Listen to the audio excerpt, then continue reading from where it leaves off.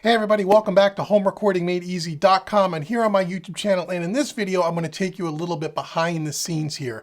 I am sitting in front of, as you can see, my new desk setup with all the new hardware from West Audio that I've been talking about on the channel for the last few weeks, and I finally spent the last few days getting everything set up, getting everything ready and wired and cabled together.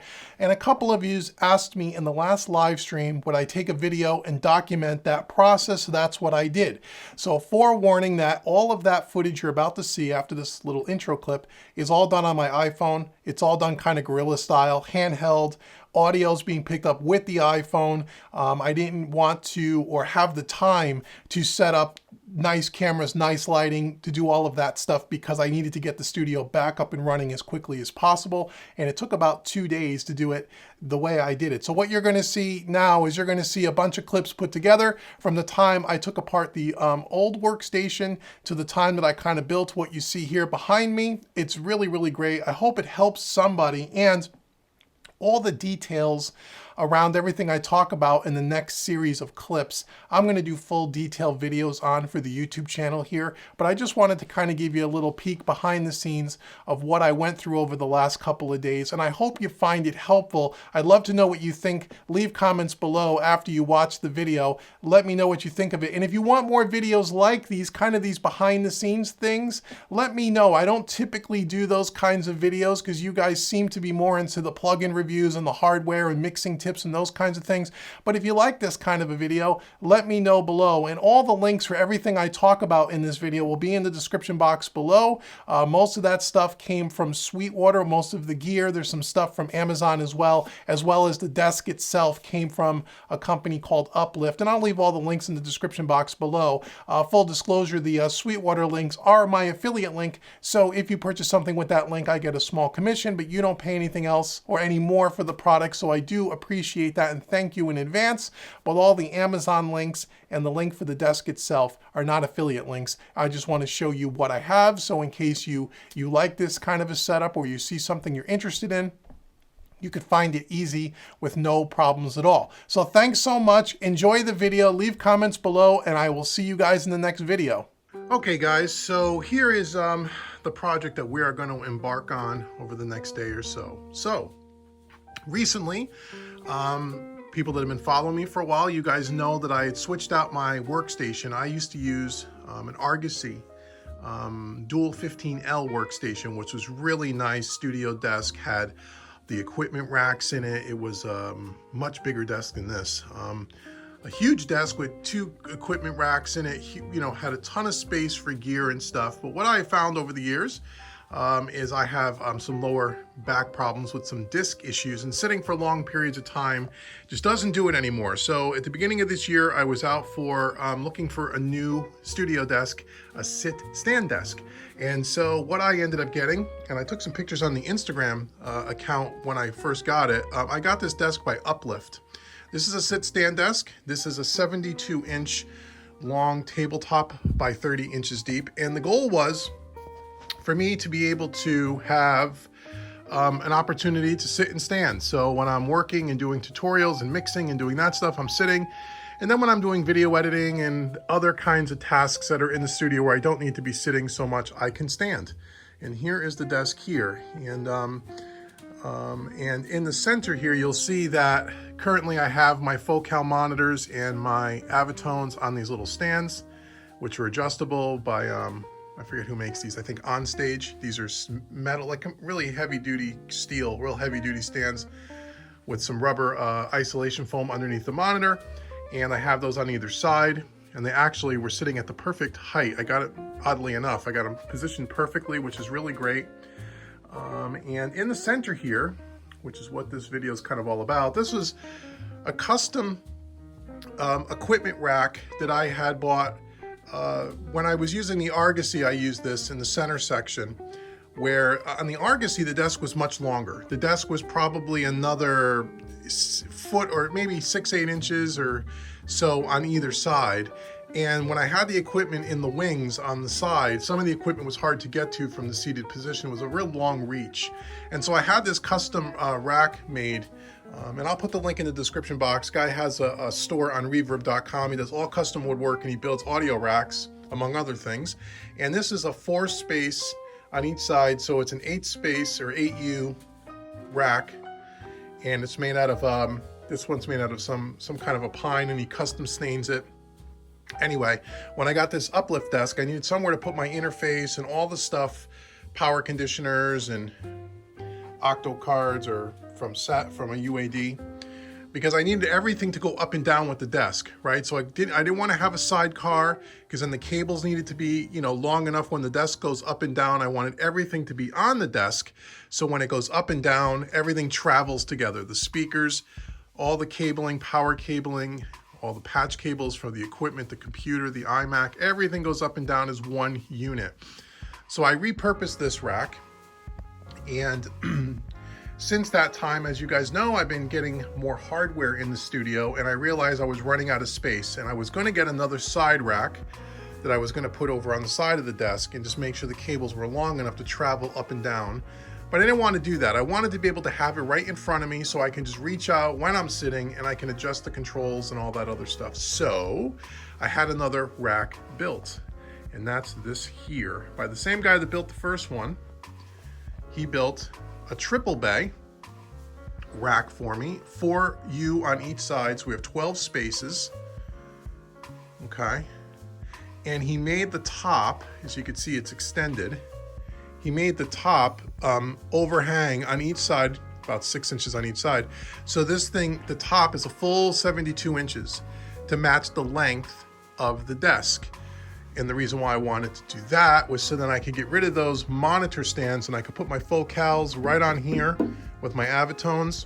And the height of this is the same height as where the speakers are now. So from a speaker placement perspective, they should be fine. I just have to get some kind of isolation pads for underneath, and we're going to do that. So as you can see, I've already got racked up one of my Universal Audio Apollos. I have 2 of them.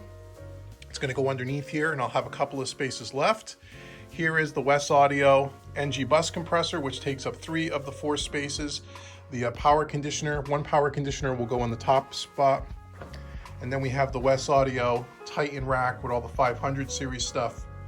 Again, it takes 3 spaces, and the other power conditioner will go up here as well. And again, this guy does really great work. I'll leave the link in the description box. You can check him out. He's out of New Hampshire. He takes about a week and a half or so to build each custom piece, and then he ships it to you. I think this thing was about, because it was custom, because this was a custom top. He has some stuff's already pre-made, and it was a custom stain. I think this was slightly over 500 shipped to my door, which is not too bad. And you can see here the back. And he makes these different depths. This is 11 inches deep. It's 11 inches from front to back, which is the same depth as the one on the current desk. And I wanted it that way and not any deeper, because I didn't want to take up any more, desk space. I didn't want to take up any more of the space here. So this is 11 inches deep. So the new one's 11 inches deep. The difference here, though, is this one's on an angle. This is an angled front, which puts the controls a little bit more angled up towards you, which is better for when you adjust things. Whereas on this one, it's just a flat, straight up and down, which is fine, but the angled top, or the angled front, I think will be better. So anyway, so what happens is now, if I want, as easy as this, I hit number 2, and this will go up to a full, I think this is 45 inches, which is, well, no, it goes up 50 inches is the max. I think I got it at 45. And you can see the whole unit goes up, speakers go up, everything goes up. And now it's at 43.4 inches. And if I were to look back here, which is a mess right now, but all the cabling is back here, and I'm going to clean all this up. But there's a power strip for the desk that's underneath here. The lighting's going to be really bad. I apologize up front.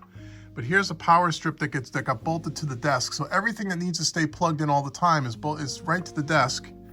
So that way, see that? Sorry for the bad video quality here.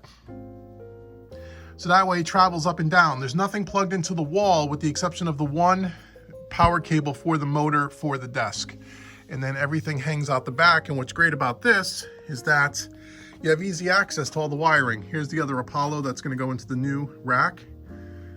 Computer monitor, You can see the light, and then the video camera I took down already for when I do the live streams and do all the video tutorials. The camera's here, and it's again, the camera on this was actually, I mounted it to I use all triad orbit stuff to mount. Let me see if I can get back here a little bit better.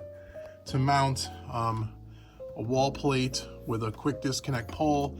This goes up here, and I had two fixtures, one for my little field monitor so I can view myself when I'm sitting there, and the other one's for the camera. Here's the lighting that I use, again, right to the rack. So everything is put, like I said, right to the top of the desk. Let me swing around here again. So everything just goes up and down in one smooth motion. And then underneath what I did, so you don't see all this, you don't see all the wiring. If I stand back here a little bit, because the cable management, when the desk is in the air, is a real pain, because you got tons of cables, right?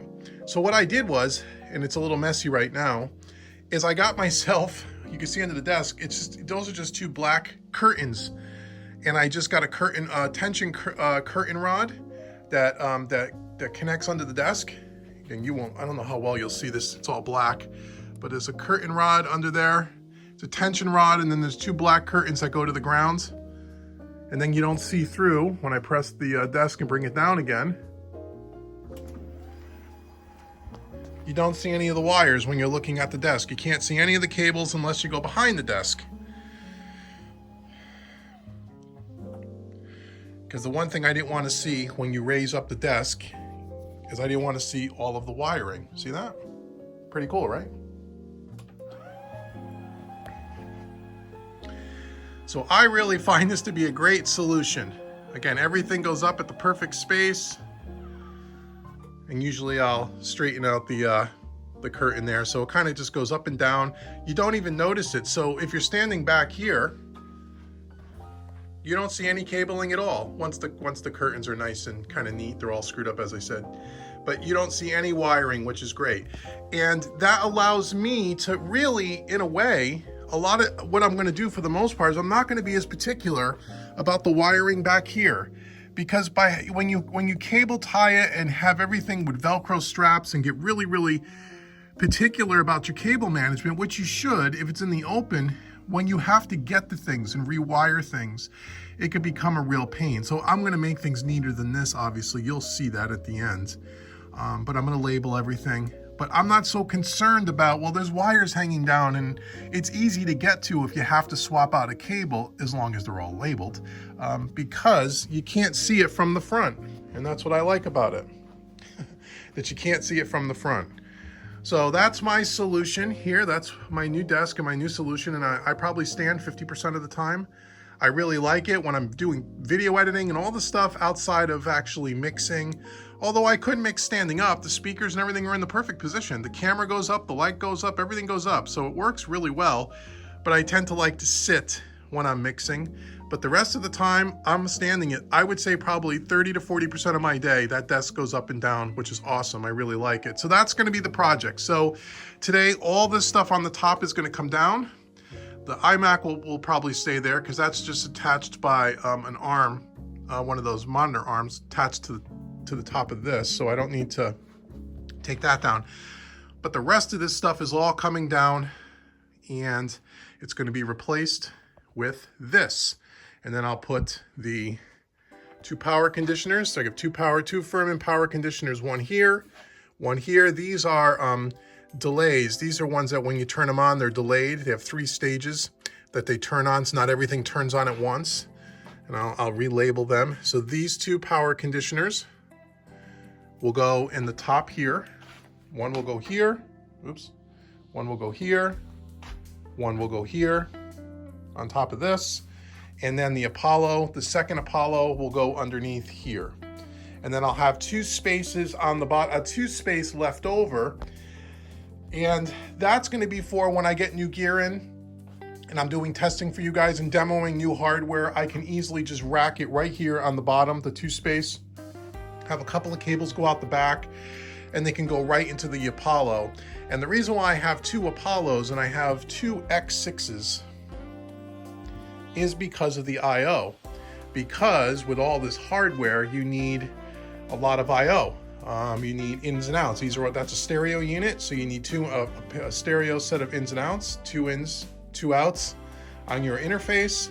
This here is a stereo compressor, the dial, and that's 2 in and outs. Stereo EQ, that's 2 in and outs. This is a mono 1176 model by West Audio, that's 1. And here's the Pultec style, the passive EQ, that's 2. So I have 2, 4, 6, 7 ins and outs, 9 ins and outs. The X6 only has 6 ins and outs. So I needed 3 more sets of inputs and outputs. So by getting a second one of these, I now have 12 ins and outs. So it'll let me do a little bit of expansion. So if I want to add, like I said, another piece here, I can, and that'll work out well. And maybe at one point, maybe get a patch bay. I may get a digital Flock Audio patch bay, I'll have to see. The reason why I didn't go higher and go 6 spaces as opposed to 4 is because then what happens is my computer monitor sits on top of this, which is at really the optimal height for when I'm sitting or standing.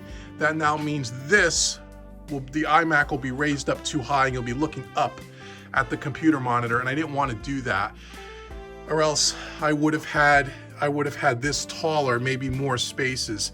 The only other, what I could do, because the monitor, the iMac, will be sitting in the middle here above this one, above that compressor, it'll be sitting there in the center. What I could do is I could have a couple of additional racks made that sit on top. One, maybe a single one sit on top, maybe like another 2 space one sit on top of here, and another 2 space one sit on top of here, maybe angled in a little bit. And then I could put the monitors on top, but then I fear that the monitors may not be in good placement. They may be too high, although I could probably lay them on their side. So instead of having them straight up and down, I could tilt them on their sides if I wanted to. That way I'll have plenty of space to do that, but to have these at the optimal height, so when you're in the seated position that the tweeters are hitting you in the ears, that's really what you want to do, right? So it will be perfect if I put them right on here standing up the way they are now. If I go any higher on the wings, I'm going to have to lay them flat, which might be okay. I'll have to see, but for now I'm okay.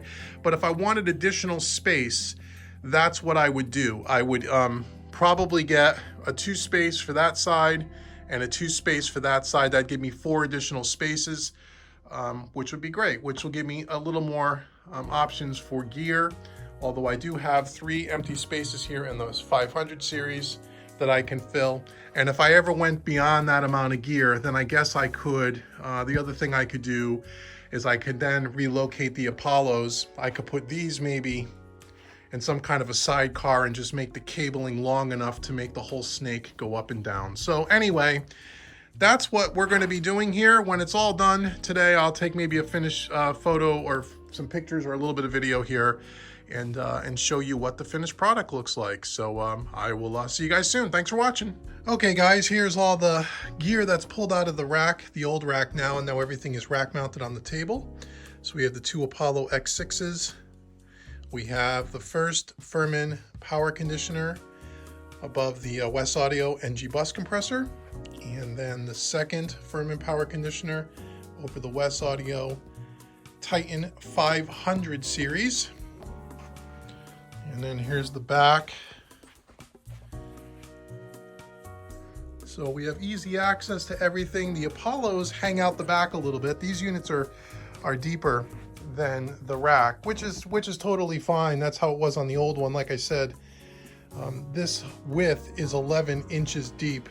And this is kind of nice because you got to get to all the I/O with all the cabling and stuff. You know, in order to hook up all this hardware, whether you use a patch bay or not, you have to be able to get to all the ins and outs.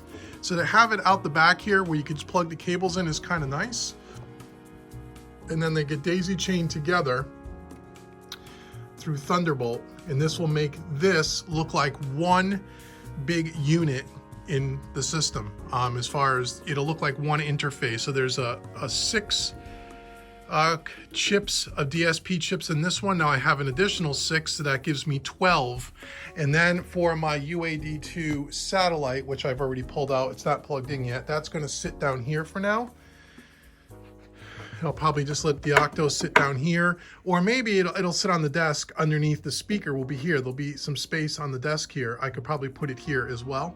And that'll give me another, that's an Octo card, so that gives me 8 more chips. So I'll have what, 6, 12, and 8, I'll have 20 DSP chips for my Universal Audio plugin. So by getting this extra X6, I expanded not only my I/O, but also my plugin processing power capabilities. So there it is. So there's the rack, all kind of pre-wired and ready to go. Looks really nice. And then like I said, I have 2 more spaces here. So as I'm bringing in new gear, from our good buddies over at Sweetwater to test out and to do plug-in versus hardware comparisons and demo stuff for you guys, I could just quickly throw it right in here, throw a couple extra cables out the back and go right into the back of the Apollo. So it's quick, easy changeover. Or at one point, maybe I can also expand and put something here as well. So I have 2 extra spaces here, plus I have 3 extra open slots in the West Audio rack here. So I have 3 extra spaces here. I'm really considering the API, I think it's the 529, which is the 500 series of the API 2500 bus compressor. I might check that out, which is cool. But again, the only reason why I consider not getting, remember I was telling you guys in prior videos, the reason why I'm really hopped up on this West Audio stuff is because it's all digitally controlled. It's all fully recallable with a plugin. There's no more writing down settings and taking pictures of knobs. So if I get more hardware here that has to be adjusted every mix, if you're using it, you have to take pictures and all that stuff. And I want to try to get out of that as much as possible. But we have 3 spaces available. So even if I want to get a unit in, like I said from Sweetwater, say I want to get that API compressor in here, just throw it in the rack, plug it right into the back of the Apollo, we could demo it. So it's nice to have some open spaces here for gear. This will be good for content for you guys for the channel. So there it is again. And that is all gonna go, just sit on top of the desk. So here's what I got left here, kind of a mess. I originally thought, oh yeah, I'll just, gently snake some cables out and then just take the old rack off and put the new rack in and just plug everything back in. Hell no, that ain't gonna happen. I'm gonna pull all this cabling out of here and I'm just gonna rewire everything from the beginning. And I got my my Sharpie and I've been labeling things. I use the orange gaffer's tape so you could see stuff in the dark. I've been labeling all the power cables and I'll label all the interconnect cables. So this is coming down. This is the company. This is the guy, if you want to search it up on Reverb. This is the guy that actually makes these custom racks. He made this one, and then he's the same guy, he's on reverb.com, that made this. And so if you're interested in some custom audio racks, if you have a specific need and you can't find anything right off the rack, or if you just don't want the typical black, thing that you see from Argosy and that, and you want something a little bit more rustic or a little bit just more unique looking, this guy makes really good high quality stuff. And again, he's affordable, I will say. I mean, he's a little more expensive because it is custom work and every piece is built to order, but he does real good quality stuff. So if you want to check him out, again, I don't get anything for it. I'm not affiliated with him in any way. I just want to pass on the name. So that looks really nice. I mean, that's really nice looking, and I think better looking than just your standard rack. So anyway, I'm going to get all this stuff back together, and once we get it all back together and get everything repositioned, I will shoot some more video. So see you guys soon. Okay guys, here's another update. So now I have the new rack on the table, on the desk, and it's, I would say partially wired. So as you can see here, I don't have the power strips plugged in yet, but so we have the Titan with the power strip, right? And then in the center, we have the NG bus compressor with the power strip, IMAX on top, and then the 2 Apollos to the left. And I'm still not sure what we're gonna do with this. I'm still working that out. I got my monitor controller here, and then all the cabling goes out the back here, which still has to be tidied up. And my monitors are here, and instead of putting the Avatones on top like they were before, they're gonna sit on the side here, which I like a lot better. I'm using these temporarily, these Orlex foam pads. I've never been a big fan of these. I have a pair of these. These are the steel or the metal aluminum isoacoustic, which I really like, but I think this footprint's a little too small for the focals, so I may have to get a bigger one of these. I don't know. I'm gonna try it. I'd much rather have that than the foam. I just think it looks nicer and probably works a little bit better, I would think.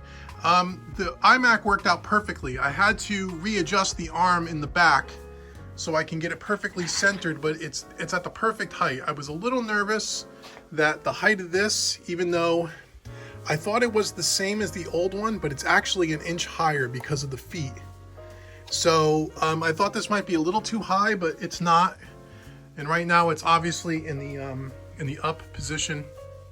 And if you look back here, I'd say like maybe half the wires are cleaned up. I'm still working on it, as you can see, but there's nowhere near all the cabling attached that needs to be attached. So between all these units. So instead of using individual cabling, oh, and also too, I have, I'm going to mount my camera brackets here in my monitor that's going to come up with the light for my, for doing the videos and the live streams and all that stuff. So I have the clamps. I'm going to use a different clamping system than I did on the last one. I had said before I used Triad Orbit, and I had screwed the bracket to this piece. And I don't want to screw through the top of this. So I'm going to use a different type of system. I'm going to use what's called a Magic Arm by Manfrotto, which is just a clamp that's with rubber teeth that's going to clamp on here so it doesn't damage the wood. And I'll show you guys that once that's all set up. On this side here, I have my little USB power hub, which I got to clean up a little bit. And there's the focal and the Avatone, and then all the wiring down here. So more of this wiring has to be pulled out. So now the interconnect between the Apollo and all this gear, right now only the power is plugged in, as you can see. And sorry about the poor lighting here on the iPhone, but what I did was I labeled also with the gaffer's tape all of the power cables. So here's the mix cube left, put that back in here. So I can easily see using the orange, the fluorescent orange tape, I can easily see what's what. I have to relabel this one. And I'm going to do that with all the cables, by the way. So it's easy to see. And then I'll try to clean this up as much as possible. But as I was saying, to go from like the 500 series and the bus compressor to the Apollos, like I said, it's a ton of cabling. So instead of using individual cables, what I'm going to try to do is I bought some snakes, some 8-channel snakes by Hosa. I'm going to try this. This is XLR to TRS, which is what I need for the interconnect. So I bought some of that. I bought a snake, an 8-channel snake here. I bought another one here as well. And this will help cut down on some of the clutter. These might be better. I normally use, as you guys may know, I normally use only Mogami Gold for the most part. And I got a bunch of those as well. Some shorter cables to go between the gear, because the distance between the Apollos in here is not that much, and the Apollos in here is not that much. So I wanted to get shorter cables. All the cabling that I pulled out from behind this original rack, which only had this here and one Apollo, the cabling was way too long, and it was all kind of cable tied and kind of a Velcro strapped together, and it just made everything, having extra long cables when you don't need it. I wanted to try to shorten up the runs. So it just made it a little more organized. And I'm going to try the snakes. Maybe not use all the Mogami stuff because I just don't have all the proper lengths. And I'll try the snake. We'll see how it sounds, and it may be just fine. If not, I will upgrade those to Mogami cables as well. Here's the power supply for the West Audio 500 series, a big power brick. I might leave that there, I'm not sure. But here's where I was showing you where you can, the table, the rack that he built me overhangs. So I could put something here if I needed something small there. We'll have to see. I was hoping that, and it doesn't fit, so I may have to re-look at this. But this here, the satellite, this is the UAD Octo, right? I was hoping that this would fit nice on the edge of the desk. It kind of does, but it hangs off and kind of looks kind of crappy, and I'm not a big fan of that. Originally, I was going to put it here, and the Avatones I thought were going to go back up there, but I don't like that. I like the Avatones down here. I suppose I could put this under the Avatone. I guess I could do that. There's a rubber pad under these Avatones. They have like a rubber base that I could sit that right on top of this, I suppose. It's just for checking mixes. It's not what I listen to most of the time. I'm listening to the Focals. And then I have my little light here for which really lights up this desk really great, and it doesn't put any glare on the screen. This is, I bought this on Amazon. This is called the BenQ. It's an LED light here. I forget, BenQ something plus. But what I love about this, and I don't know how they do it, you would think you would get a glare on the screen when you use the light, but you don't. And it really lights up the work area really nicely. Right now, all the overhead lights are on, which are typically not. So anyhow, that's the update. Here's the fader port, all plugged in, ready to go. Wireless trackball, wireless keyboard, the RAM 2000 by Heritage Audio. The only wiring you'll see is stuff coming out here. This is my subwoofer, Focal, my subwoofer switch to turn it on and off. So when it's red, it's muted, and I can turn that on and off, and I might just for now leave that in here like this. So if I need to switch the sub on and off, and that's it. So I got to get the UAD2 satellite hooked up, figure out where I'm going to hook it up. Then I'm going to get all the Thunderbolt cables between this, and the two Apollos. And then before I start hooking up all the hardware, I'm going to, I need to register my new Apollo, my second one, download all the plugins, get everything registered, make sure that all of the Universal Audio stuff is working together as one big system. And then get up the console software and set all the I/O up. And then once that's done, I can figure out how I'm going to patch in all of the gear into the Apollos via the Snake and whatever other cables I need. So that's it. And again, if you what's also nice about having a sit stand desk is when you're working on this stuff, you can raise the desk into the upstanding position, and it makes it so much easier to work on the back of your equipment when everything is way up in the air. You know, when the desk is down normal height, 30 inches off the ground, and you have to get on your back and crawl around getting through cables. You don't need to do that with a sit stand desk, which is kind of nice. So this worked out pretty good. I still got more work to do. Still got to clean things up. You know, I actually scraped this thing a little bit when I was messing with this monitor. It really irritates me. I already freaking ruined it. I'll have to get a stain pen and fix that. But this worked out really good. The iMac on the arm works out great. The only thing that kind of stinks is there's the bracket for the arm, so this rack could only go back so far. I wish I could push the rack back another few inches. I wish I could go all the way back, but this arm bracket gets in the way, which really is kind of a drag. So I would either have to put larger feet on the bottom of this to raise it up to get up above here, which is kind of a drag. The other thing I thought I could do is I could get rid of this altogether, and I could just put the original iMac stand that came with it and just sit it on top and not have to even bother having this arm, and it would still be at the same height. I could do that too, which, you know, I guess I could do something like that. Or I actually could probably mount this as on the table. I wonder if I could, yeah, if I mount it there. I'd be a little nervous to put it here. This is a big bulky. Maybe there's another way to do this where I can eliminate this or move this somehow so I can move the rack back. See how the rack is not all the way to the back of the table, which I wish it was a little further back, because then that gives me more room in front.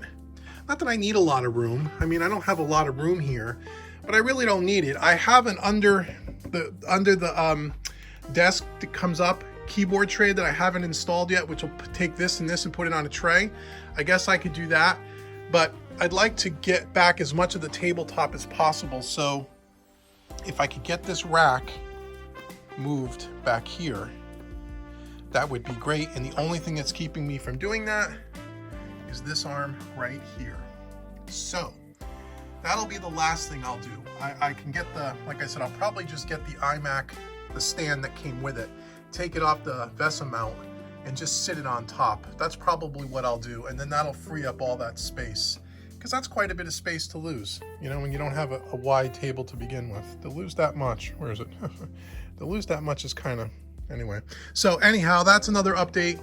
And here's all the wiring on the table. I'm still wiring everything. I got Velcro and dual lock and power supplies. The other thing that sucks about the universal audio stuff is these are the big power bricks for these Apollos. I mean, these things are massive, you know, which is kind of a drag. Here's the one for the Octo satellite, which is not too bad, but these things are a pain.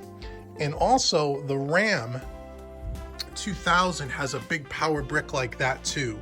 And what I ended up doing was putting it under the desk with some dual lock, and I'll probably do the same thing with the Apollos. I'm gonna see if you guys can see this. I know that's gonna be dark, but like right here, you can probably see. Let me see if I can get in there. Here's the power supply for, there it is. Here's the power supply for the RAM 2000. It's not as big as the Apollo, but I have dual lock, so it's really locked up there good underneath the table. And I also have my USB power hub. That power brick is Velcroed or dual locked under here. I may do the same thing with the Apollos, is just get them up underneath this thing so they're out of the way. I could always just put them underneath right now, underneath here. But if I do that, then what happens, sorry about the bad camera work. If I fill this up with power bricks and power supplies, then this becomes unusable if I ever want to put another piece of gear in there. I mean, I suppose it does right now too, because these cables are in there. I guess I could route the cables. I probably just could have came out here and went right along the side. Actually, probably could have went right underneath. This is high enough off the ground. I could have came up from underneath. But anyway, we'll tweak it as we go. So anyhow, that's the update, and I will continue to update you as needed. See you soon. Okay guys, another update. So now I have everything powered in the racks, as you can see. We got the overhead lights on here, which make it a little bit washed out. I apologize. I'm just using my iPhone here. So now the Titan's powered up. We have the NGB powered up. We have all the universal audio units powered up here. The satellite actually worked out perfectly right underneath the mix cube, for now anyway. And now I have to authorize all my plugins and whatnot. So it sees all of my universal audio as one big system here, which if I just, sorry about the shaky camera. If I come here and I go authorize all plugins, you guys see that? Let's see. So if I click on that, that should, please wait. All right, and we are successfully updated. So now if I look at my entire system, you'll see that I have, and sorry about the glare here, I have 2 Apollo X6s, device 1, device 2, and my Octo as device 3. All right, cool, so everything is good. I think let me make sure I don't have any updates here. Nope, we're completely up to date. Okay, so that's good. So now it sees it all as one large system, which is great.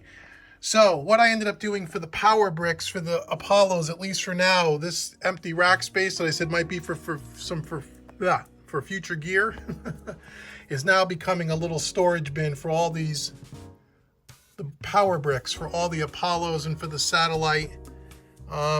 It's just the nature of the beast. For now, I'm going to put a blank plate here, a 1 space blank plate. So this is all kind of covered.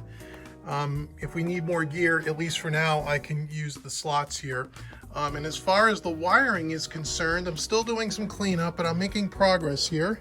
As you can see, it's not nearly as bad as it was before, but we don't have all the interconnects between the hardware and the Apollo. That's next with the snakes. So that is our update right now. We're making progress. We're making progress. I at least want to get sound rolling. Everything is powered. And then we'll start doing all the interconnection between all the hardware and the Apollos so we can use them in our DAW. So next update coming soon. Okay guys, so here's another update. I don't know if this is the third, the fourth, or the fifth update today, but let me just let you see where I'm at this point. So now I have the NG bus compressor, which is on the master bus, and the dione, which is the SSL thing, on the drum bus. So this is on the stereo bus, master out. This is just on the drum bus. And I have the audio working for that.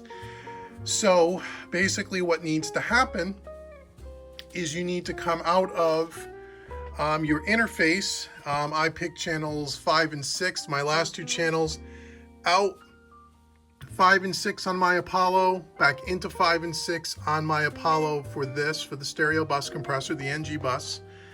And then for the dione, I picked outputs 3 and 4 to inputs 3 and 4 because this is a stereo bus compressor. So for every one of these ins and outs, you need 4 cables, 2 for the in, 2 for the out. So this is where the cables get to be a lot. And I will tell you that thus far, this thing is absolutely killer. Wait till you see the videos on that. This is really great too on a drum bus, but right now I'm just using the compressors, and I have them routed in Studio One, and I'm using pipeline, and you can see here's the NG bus compressor, here's the dione. To hear the audio over the iPhone wouldn't do it justice, so I'm not going to bother. But basically what you do is on the master bus, and we'll do a video on YouTube about all of this, but just to show you guys, use pipeline. So I'm using a stereo version of pipeline on the master bus, and you can see on the inputs and the outputs of the NG bus compressor, right? I assigned them and named them.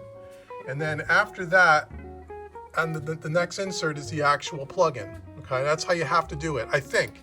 So you have to have pipeline as to get your in and out, and then right after pipeline, you put your Wes Audio plugin insert there to control the units. And the same thing, I'm gonna remove these other ones. I was just experimenting here. The same thing goes for the drum bus.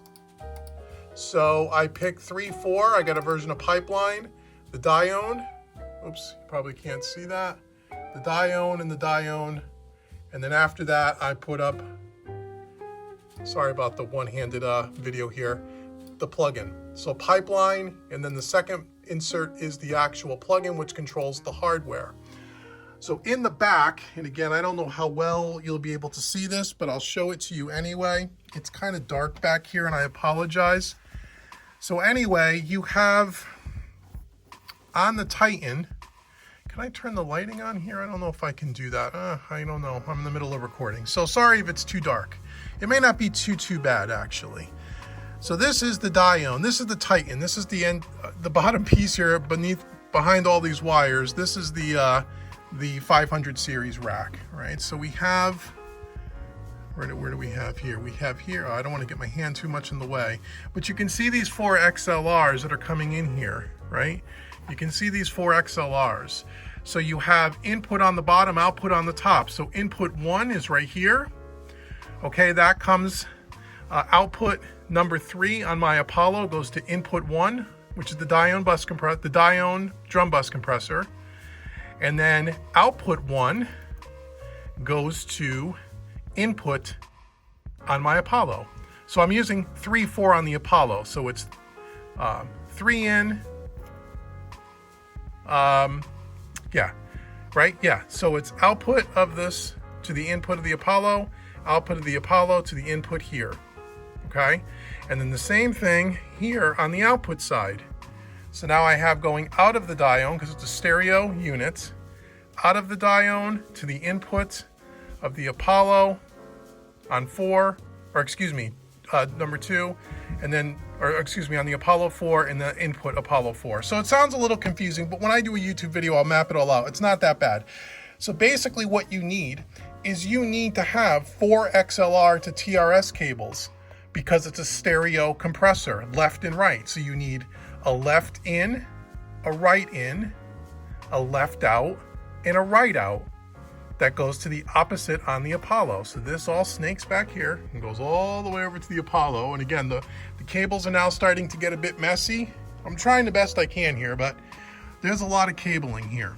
So And the same thing with the stereo bus compressor. It's hard to see here, but you can see the NG bus compressor. Same thing. We have 2 inputs and 2 outputs, left, right, that makes a loop between the compressor and the interface. And so you need what, 4 and 2, no, actually 1, 2, 3, 4, 5, 6, you need 8. I needed 8 XLR cables.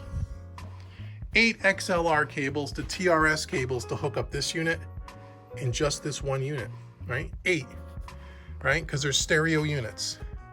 This is a stereo EQ, which I'll hook up probably tomorrow.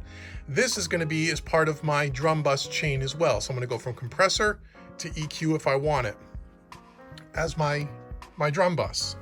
So again, if this went out 3 and 4, this is going to go out well, 1 and 2 probably. I should have went 1 and 2, 3 and 4, and then that's 5 and 6. And those are all the outputs I have on my Apollo. One of my Apollos has 6 ins and 6 outs. So I should have probably reversed this. Go 1, 2, in and out, 3, 4 in and out. That's my drum bus. 5, 6 is my master bus. Now for my second Apollo unit, which I have hooked up, but I don't have any cables going to it yet. Or actually, this is the number 1, this is number 2, okay? That has another set of 6 ins and outs. And that's gonna go, 4 of them are gonna go here. So we're gonna use on that other unit, 1 and 2, this is a mono unit. This is the 1176 compressor, and this is the Pultec stereo EQ. You can use it stereo, you can use it dual mono. I'm probably gonna use it as a mono and use this as my vocal chain. 1176 into Pultec style EQ. So that's gonna take up on the second Apollo, another 2 more sets of inputs and outputs. So that's even more cabling that I need, which is one of the reasons why I bought the snakes. But honestly, I didn't use the snakes yet. I haven't used them yet because I had shorter cables, Mogami cables that were nice short runs that connected all these units. So that's what I did. So that's where I am. Again, maybe we'll do another update tomorrow, but I got audio passing through this, and it's killer. And when you just listen to the drums, and when I do a YouTube video and we listen to the drums going through this, and then going through this, sounds killer. And the tracks that I'm using have no other processing on them whatsoever. No EQ, no compression, no nothing. We're just using these 2 units. So far pretty happy. That's our update so far. Again, one more look at the wires back here. It's not too bad. And the desk is in the upright position. It looks a lot worse over there by the Apollo. I'll go over there and show it to you. But that's the thing with hardware. When you use hardware, there's a mountain full of cables and there's just no way around it. There's just no way around it. So here it is. I might be able to zoom out a little. There we go. Sorry, this is all on the iPhone. And so, I mean, it's not terrible and it's all up here. So when the desk goes up and down, everything travels with it. So I know it looks kind of messy and I'm going to clean it up even more, but it's not terrible, to be completely honest. All things considered, it's not horrible. I mean, if you have a lot of gear, it's impossible to do this without all these cables. But anyway, that's where I am so far. Long day today. I've been working on this since 5:30 this morning, and it is now 10:07 p.m. and outside of a lunch break for a couple of hours, this is all I've done all day. But as you've seen through the videos, the little update videos I've been doing, I got everything done. Everything's hooked up. It looks really nice. And again, all the overhead lights are on, so you don't really realize how cool how cool it looks if I turn off the lights.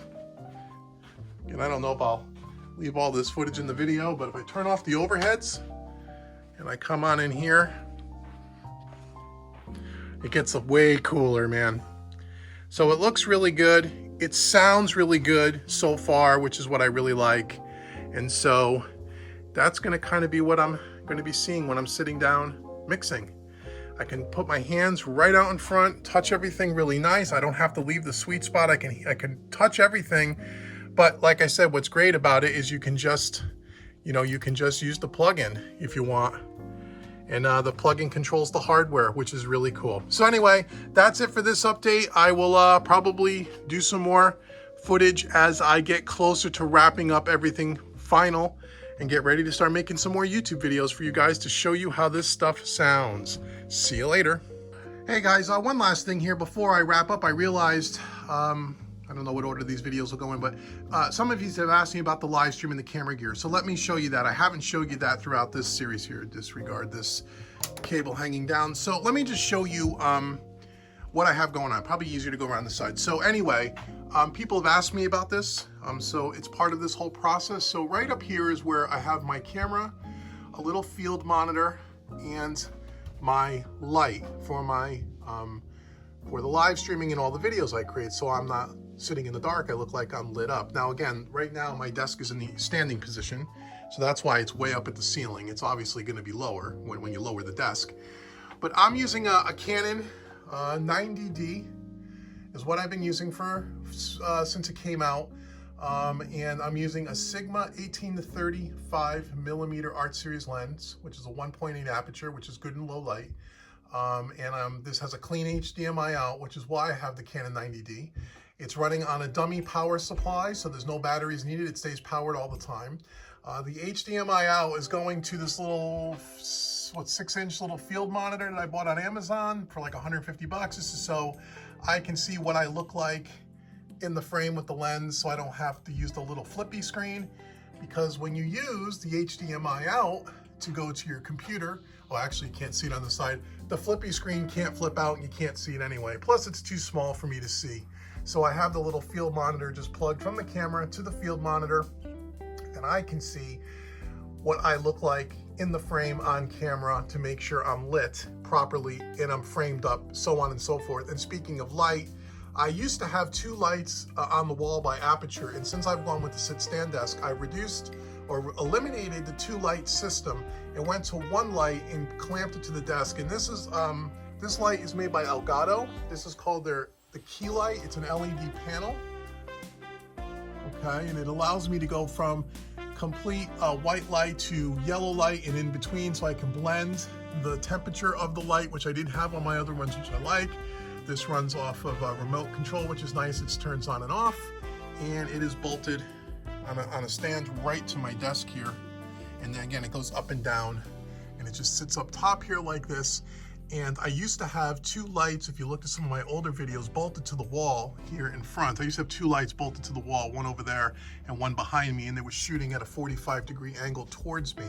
And I eliminated that to go with 1 panel light. So whether I'm sitting or standing, if I'm making a video standing up, the light is always in the same position on me. Makes sense? And it's a lot smaller. I don't have to have things bolted to the wall and big soft boxes. This is really nice. It's super bright. I only use it on about 3% of its total brightness power to light me up when you see my videos. So that's what I'm using for the camera stuff. And I also mentioned in one of the other updates that I changed the mounting system of the way I have the camera and the little field monitor. So if you, earlier in the video, you saw that I had on the old rack, I had a triad orbit set up where I had a plate mounted, screwed actually to the top of the old rack. And then I had a quick disconnect pole, and it went up, and there was 2 ball joints, and you can put the camera in the lens. I didn't want to screw into the new top. So I switched out triad orbit, and I wanted to go with a clamping system that clamps down. But with something that was super sturdy, because this camera is pretty heavy with the lens, and I can really manipulate the arm and put it in any position I want. And I went with Manfrotto. This is called the Manfrotto Magic Arm. I got these on Amazon. This with the clamps about 130 bucks. It's a little pricey, but I'll tell you, they're the most sturdy things to use for cameras I've ever used. I'll even say more sturdy than the Triad Orbit stuff, and I love Triad Orbit. And I've done lots of videos on it. All my microphone stands and most of my accessories are all Triad Orbit, but for this kind of thing, the Manfrotto Magic Arm, there it is killer. You can buy right on Amazon. So you buy the arm, the articulating arm, and the clamp comes separately. That's the super clamp. This is about 30 bucks. This is about 120. So it's about 150 bucks for the setup, but it is super, super sturdy. It all, I'm not gonna unlock it, obviously. It's a big knob. You can lock it down or loosen it up, and you have all kinds of pivot points to put that camera exactly where you want it. So that's the camera kind of setup. That's what I'm doing there. And when I go to video, this stuff for you guys when we do demos, right? So I got to have the plug-in on the screen, and I have to have a camera here. So I have another one of those magic arms and super clamps that's going to clamp right to the desk, and I'll be able to position it any way I want and put right on the unit. So you guys will have a nice close-up shot of the hardware, so you could see me manipulating the knobs and turning it, also seeing how the plug-in will control the hardware as we talked about already, and I'll be able to just clamp it to the desk and it won't ruin the finish. So I have another magic arm with another super clamp to do that. And the secondary camera that I'm going to be using, which is across the room now, is a Sony a6600, and I'm using a Sigma 16mm prime lens, which has a 1.4 aperture for all you camera nerds out there. And in low light, that thing is sick. I did some test footage of what it's going to look like here. I could probably even show you if you guys care. This video is going to be way longer than it should be, but I know if I don't show some of this detail, some of you geeks out there are going to get angry. So here's just one test shot that I did. Let me just show it to you. Again, you may not. There we go. So there's one test shot of what that Sony camera and lens will do. It was clamped right to the desk, and I was able to zoom in. And I know on the iPhone it's not going to look great, but believe me, it is like right up. You'll be able to see every single knob. As I touch the knobs, you'll see the knobs light up. You'll be able to see the gain reduction meters, everything. So I was working on making sure that I get a good position on the camera, which is going to be right here, going to be shooting right in on here, and then I can manipulate that magic arm to all the gear, so you'll get quality video footage like that from the Sony a6600. So that is the camera system, the monitor, the light, the arm that I'm using. What else for the camera? I think that's about it. Again, I'm sticking with the Canon for the main camera for now, although I'm really digging the Sony a6600 with that Sigma lens. The richness and the sharpness is unbelievable, but I don't think I'm going to spend any more money right now. So anyway, that is the camera gear setup, and I'll insert this video somewhere in the middle of our update here. So I'll see you guys in the next section of this video. Okay guys, here's the last, I think, update for this little series here. I'm putting this whole thing together. So after some thinking, going back and forth with the cabling, I think I said a couple of updates ago that I was using some snakes. I was going to use Hosa snakes as opposed to individual cables to go from the equipment to the Apollo. And after working with that, I realized I'm not going to do that. I'm actually going to return those, and I ordered a bunch of Mogami Gold cables from Sweetwater today. And here's the reason: because the snakes that I had were, and again, I apologize for the dark video again, the snakes that I had were XLR, either male or female, to TRS. And they were 8-channel snakes. But what I realized once I started to work with it, like on this West Audio, like on this, on all the West Audio gear, which is all the stuff I have, they use all XLRs for the inputs and the outputs. They use, we need a female XLR for the output and a male for the inputs. Well, the snakes that I had were either, if there were 8 channels, there was 8 channels of male and then TRS on the other side, or 8 channels of female and 8 channels on the other side. And when I started to use, I would have to use 2 snakes just to plug in, 2 separate snakes to plug in one set of inputs and outputs, right? Because the connectors were different. And once I started to do that, I realized that I was also going to have a bunch of ends on either side that wasn't going to be used, and it was kind of hanging all over the place. And it just became, it didn't really do what I was hoping it was going to do. So, I had a bunch of Mogami Gold XLR to TRS, both male and female, single cables that were long enough to go from here all the way over to the Apollo, which is about a 6-foot run. But they were all 12, 15 feet long cables. And so what I decided to do was, instead of doing that, come back around the front here so I can show you something else. Instead of doing that and having a 15-foot cable or a 12-foot cable in place of where you only need a 6-foot cable, I ended up ordering a bunch of 6-foot cables that I needed to complete this complete all this hookup. So right now, all I have wired for sound is the NG bus compressor. I have the Dione, and I have the Hyperion stereo EQ, those 3. And actually, no, I'm sorry, just this and this. I had this hooked up with again, 15-foot cables, and I stripped them out and I'm gonna replace them with 6-foot cables. And then I don't have this hooked up yet for sound or this because I need more cabling. And as I said in the last update, because these are all stereo units, every one of these except for this 1176, the Mimus or the Mammoth, or Mimus, however you say it. This is the 1176 clone, that's a mono unit. But everything else here is stereo, stereo, stereo, stereo, which is great.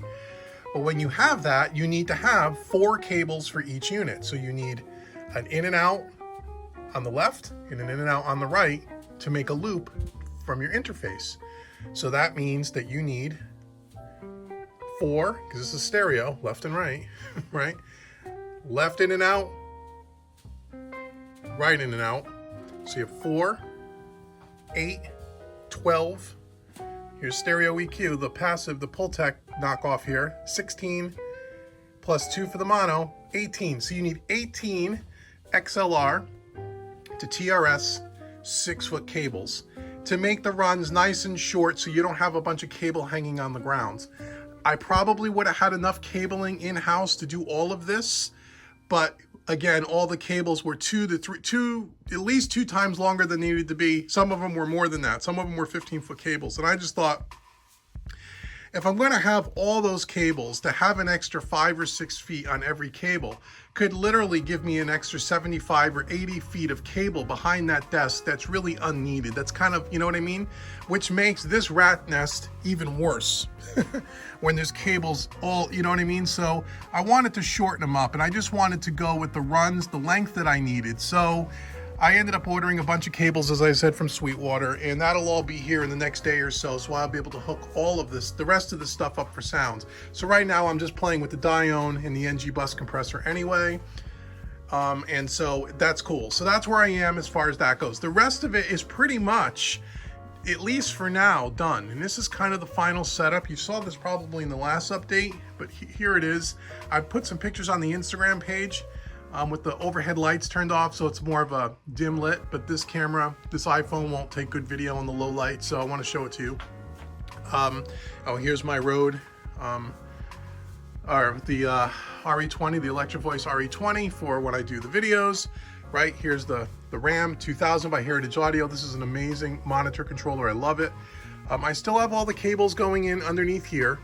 I put in a 1-space blank plate to kind of block some of the stuff that's in here. What's in here is the power bricks for Universal Audio for these two and for this, as well as my little mute-unmute switch from my Focal subwoofer, which is under the desk. And also in here too, which I don't think I've ever shown you guys, is a little 2-channel Mo2 interface. This interface is what I'm using for the live stream, so without getting too technical and crazy, in order for me to do the live streams and do things with ScreenFlow and record all my training courses and everything, you really need to have a secondary interface that the screen recording software or OBS sees separate from my Apollos. So that's just a little 2-channel interface that I use for that. It's a little USB-C, sticks in the back, no problem. And then we have the 2 Apollo X6s that are daisy chained together, along with the Universal Audio satellite, which I showed you. And the way this works is, again, once you daisy chain these things together, Studio One or any DAW sees this as one big interface, and so I'll show you that now. And again, everything that I'm talking about in these videos, and this whole, reconfigure the desk, updates that I've been shooting with the iPhone, all of this stuff I'm going to do in more detail in separate videos for you guys to show you the routing, show you the cable hookup. This is just kind of an overview because a lot of you guys asked me to do this for you, so I am. So you can see now that in Studio One, if I go to the preferences, it sees my Universal Audio Thunderbolt. And again, originally there would only be 6 channels. Well, with all the virtual channels, this would only be one interface, but as you can see, now I have 56 channels between hardware and virtual ins and outs. So if you take you may not be able to see it very well, but if you look at the top here, it says mic line A, mic line A, line 3, A, line 4, A, line 5, A, line 6. Those are the physical outputs on the first interface, designated with the letter A, meaning that's the first interface. And then once we get through all the virtual outputs and stuff, you come down here, you'll see the same thing repeat itself on channel 33.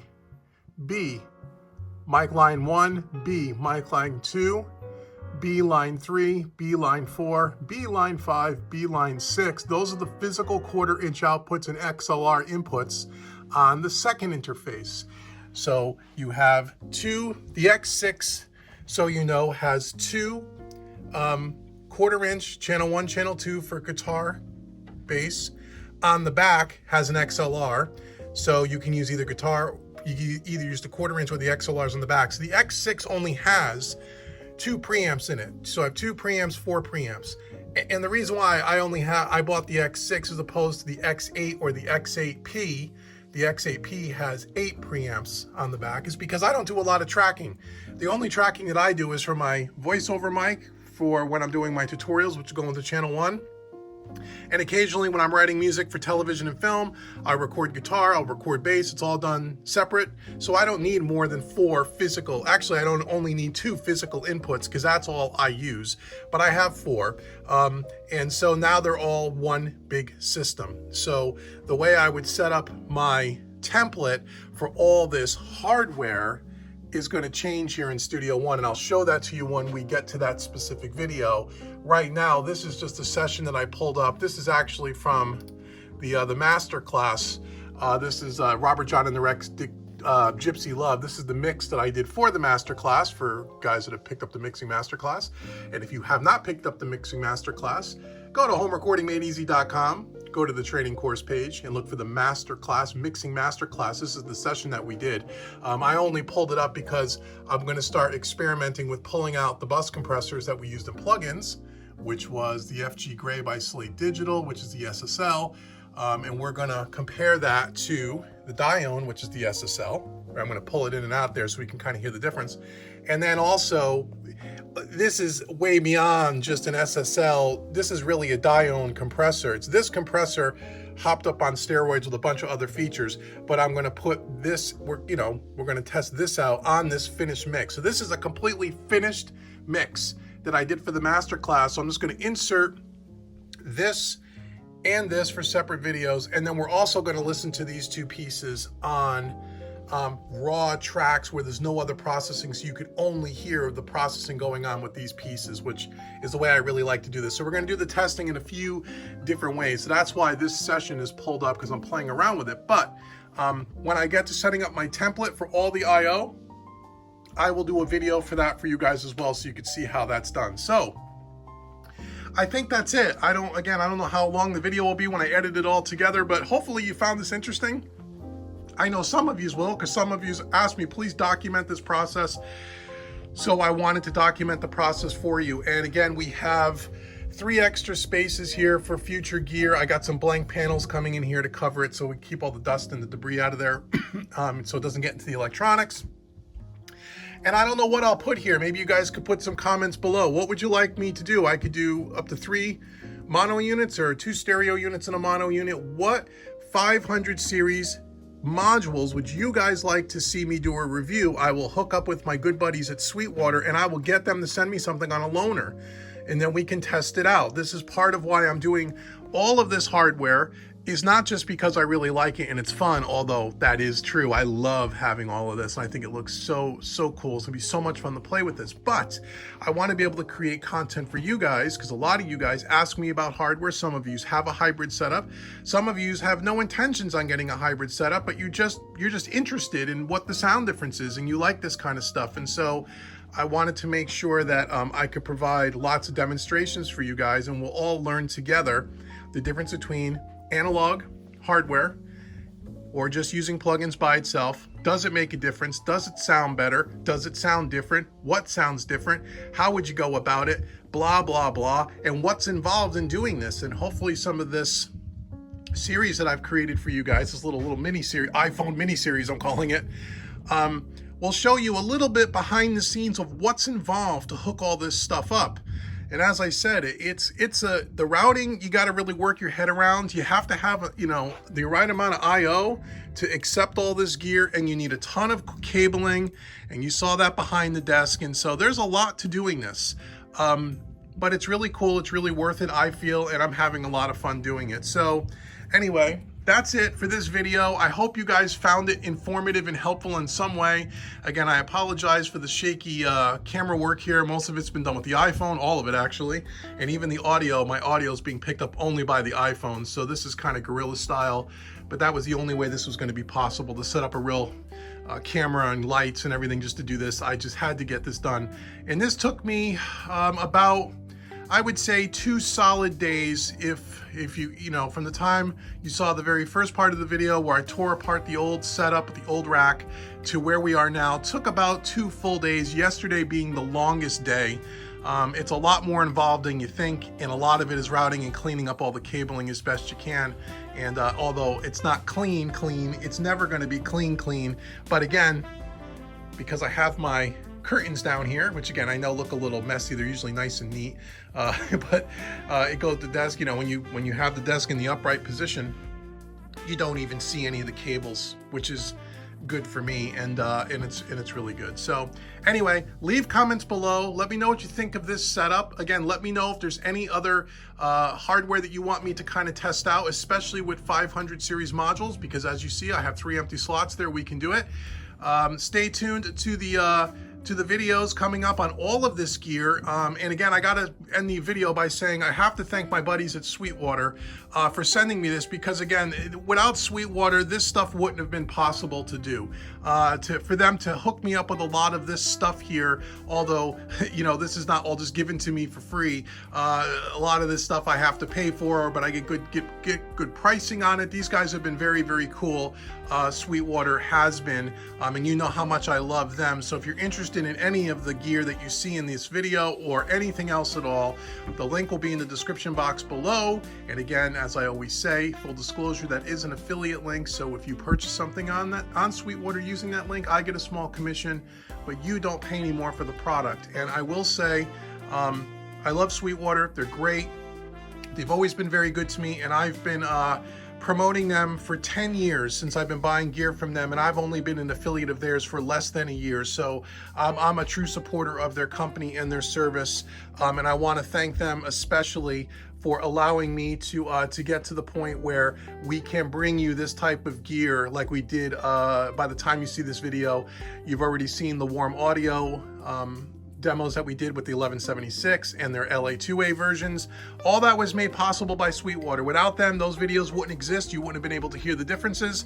And without them, some of this gear wouldn't exist sitting in this studio right now. Some of it would, but some of it would not. So thank you so much, Sweetwater. And until the next video, I've been Dave with HomeRecordingMadeEasy.com. Please like, subscribe, and share, and I will see you guys in the next video. Take care, everybody.